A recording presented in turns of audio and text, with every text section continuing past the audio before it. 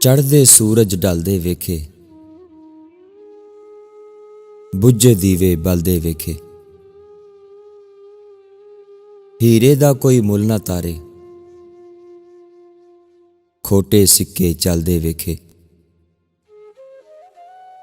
ਜਿਨ੍ਹਾਂ ਦਾ ਨਾ ਜਗ ਤੇ ਕੋਈ, ਉਹ ਵੀ ਪੁੱਤਰ ਪਲਦੇ ਵੇਖੇ। ਉਹਦੀ ਰਹਿਮਤ ਦੇ ਨਾਲ ਬੰਦੇ ਪਾਣੀ ਉੱਤੇ ਚੱਲਦੇ ਵੇਖੇ। ਲੋਕੀ ਕਹਿੰਦੇ ਦਾਲ ਨਹੀਂ ਗਲਦੀ, ਮੈਂ ਤੇ ਪੱਥਰ ਗਲਦੇ ਵੇਖੇ। ਮੈਂ ਤੇ ਪੱਥਰ ਗਲਦੇ ਵੇਖੇ।